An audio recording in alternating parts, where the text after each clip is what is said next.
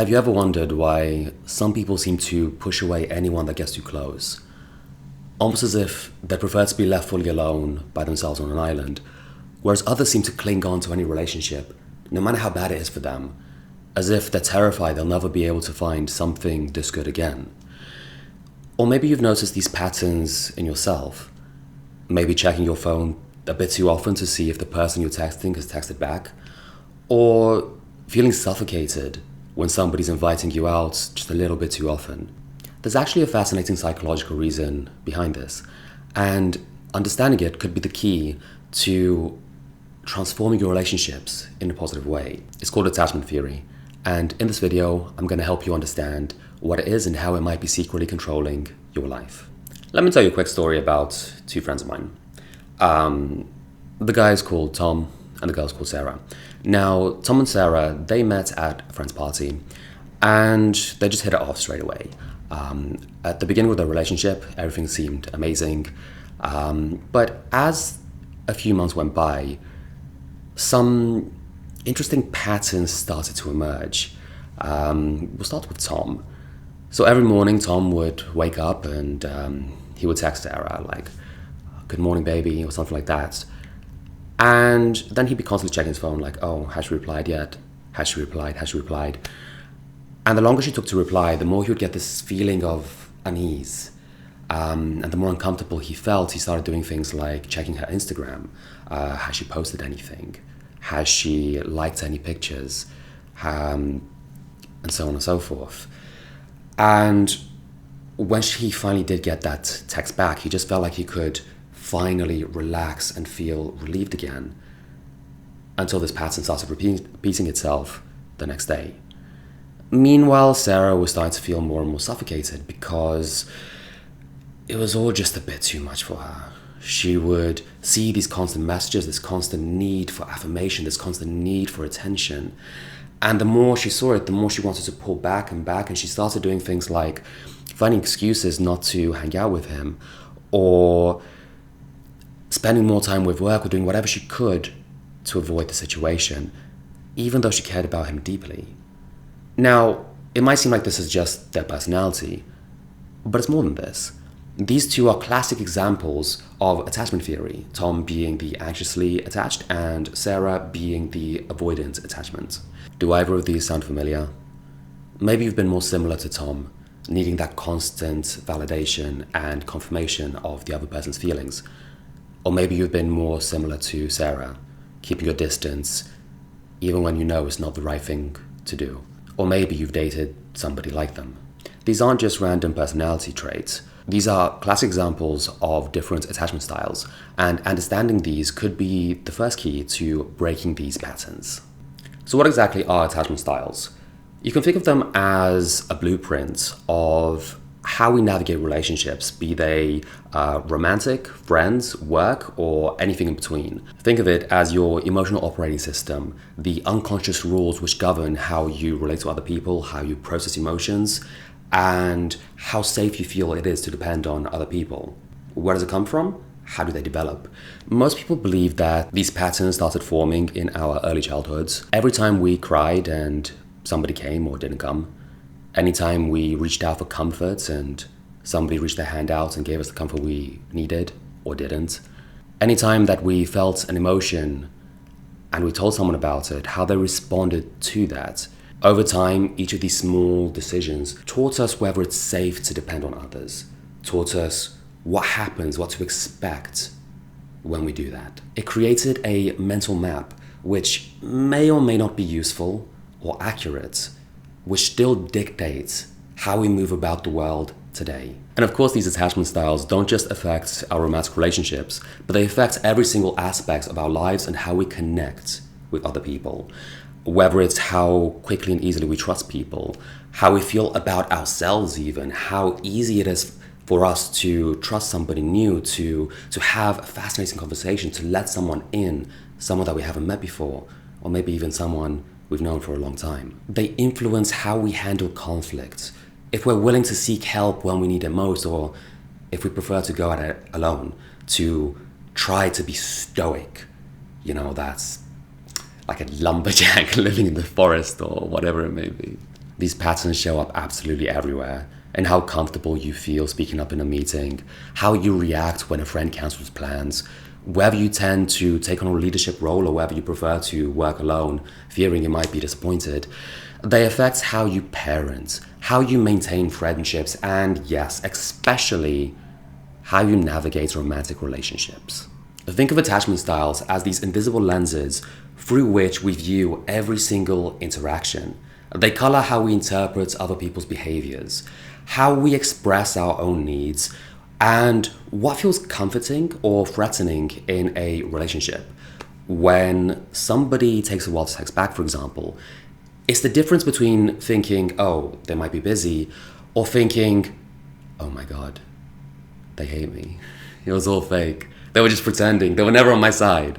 The most important thing to understand about attachment styles is that they are not fixed personality traits, even though sometimes they can look like it.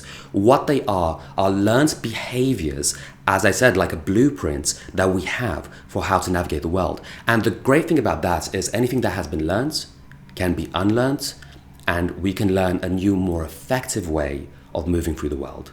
What makes this knowledge so powerful is once you understand these attachment patterns, you can begin to notice them in yourself, and you can begin to take like a bird's eye view, a third person view, and think to yourself, okay, yes, I'm thinking and feeling this way, but that doesn't mean this thing is necessarily true.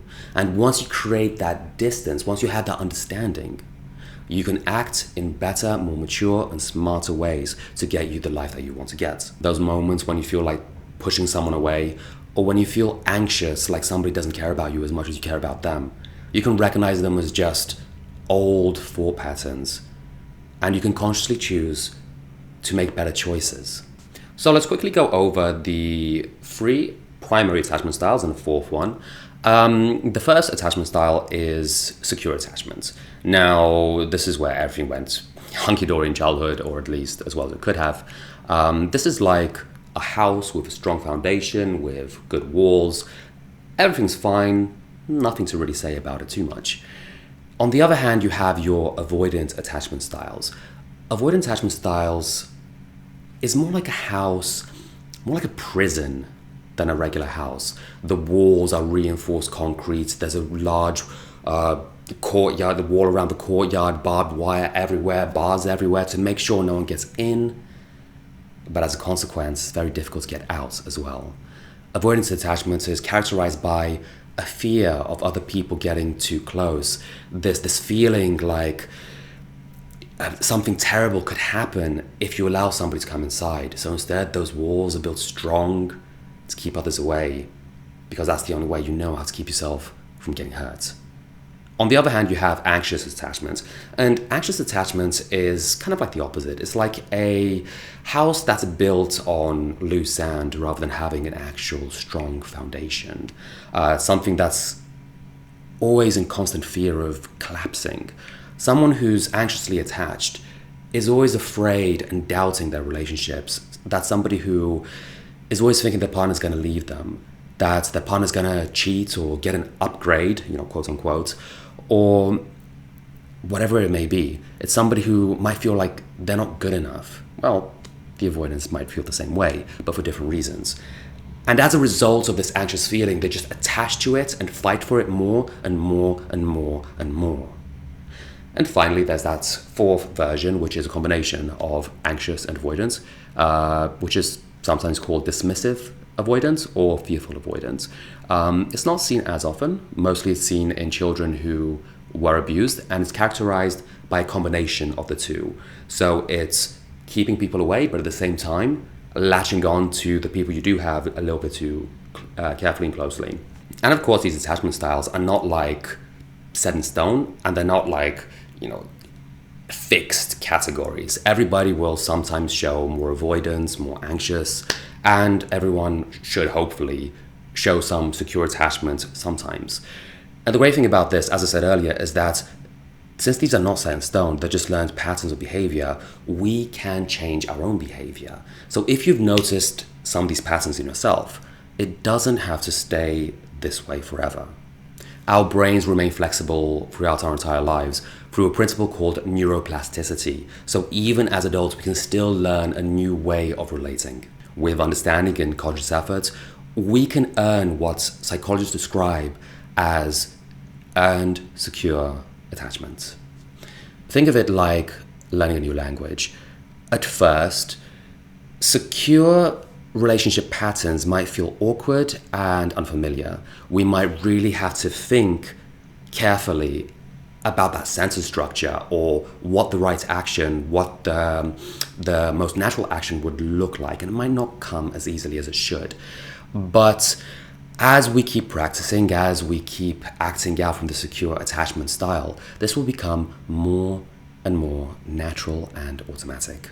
What we're going to do now is we're going to go into a couple ways how you can improve your own attachment style. The first and foremost, the most effective, is therapy. Therapists, of course, are trained in these things. They've studied things like this their entire life. They know what to look for, the subtle signs, the ways we communicate, and they know how to help us best, how to effectively work with us to help us see the world in a more accurate and a more nuanced way, in a way that's more beneficial to us. And this is why I'm actually very proud to announce that I have opened a new website called algoalchemy.dev. That's short for algorithmic alchemy. Now, what we're trying to do here is we want to improve people's lives through technology. Now, we have some other tools coming out in the coming days, but the very first thing we're offering is online therapy. So if you've always wanted to try, but you just haven't had anybody close to you, maybe you haven't known how to find somebody trustworthy, somebody that cares about you, or somebody knowledgeable enough that can really help you, I think this is your perfect opportunity. Head on over to algoalchemy.dev, book your first session, and let's create something amazing together. But for now, let's move on to the other things you could do until you're ready to try therapy. The first, of course, is just going to be psychoeducation. Learn as much as you can about these things, and specifically about your own attachment style. Now, the good thing about that is if you subscribe to the channel, we will have a deep dive into each attachment style and what you can do about it in the future. This first video is just more like an overview. So yeah, then with this education, we can practice more self-awareness and try to notice these patterns when they take hold of our lives. When you feel triggered in relationships, maybe you're feeling anxious about being abandoned, or maybe you feel suffocated by someone's attention, just pause and notice. How do you feel? Where are those feelings coming from? Are they true, or could there be a different explanation for what's going on inside? These are all valuable information signals from your attachment system. Next, communicate. Instead of acting on these impulses to pull away or become overly clingy, try naming those feelings. Once you notice them, try to name them. Something like, I'm feeling a bit overwhelmed and I need some space. Or I'm feeling insecure, I could use some reassurance. And if possible, let your partner know about these things, or your friend or whoever is triggering this. But maybe be sure to have some reassurance for them in that. So for example, if you're avoidant, you could say something like, right now I'm feeling a little bit overwhelmed, I need some space. It doesn't mean I don't like you, it doesn't mean that I want to stay away from you forever. But just in this moment of time, I just need to be by myself. And I'll come back to you really soon. Next, challenge your assumptions. When you find yourself thinking something like, oh, this person doesn't really like me, or however it is that you're feeling, ask yourself, is there a different explanation? Could I be having these thoughts for some other reason? Could I interpret their behavior in a better, kinder way? Is this actually reality? Are my thoughts reality? Or are they just colored by my attachment styles? And most importantly, be patient with yourself. Change doesn't happen overnight. Even once we recognize these things, you can't just snap your fingers and it all goes away. So allow yourself to continue making mistakes. Doesn't mean you're a bad person. It just means you're learning. Like all humans, hopefully, always are. Do the best you can each and every day, and that's all we can really ask from ourselves and anybody else. Every small step towards a more secure attachment every time you choose to respond differently to those old triggers, that's going to be progress, no matter how small or tiny it might seem at the moment. And remember, the goal isn't to be perfect or to be perfectly secure all the time. That's not possible. Even the most secure people, the most securely attached people, will have moments where they feel some anxiety or when they just need some space. The goal is to develop more flexibility in how we respond so that we don't feel so compelled to do things which might not be beneficial for us. The goal is to bring more awareness and conscious choice so we can do the things that benefit us the most.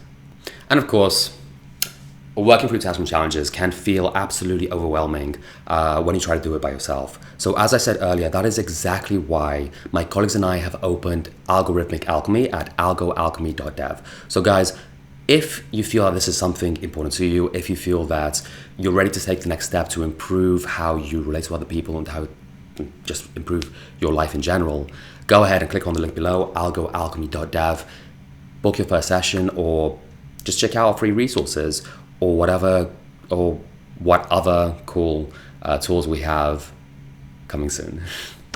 And guys, if you have enjoyed this video, if you feel like you've learned a lot, be sure to hit that like button and subscribe to the channel. The next video will be about the history of attachment styles, and we will be doing a deep dive afterwards on each attachment style and different interesting things about it. So I hope you guys are looking forward to it and enjoyed watching it as much as I enjoyed making it. All the best, guys. See you next time.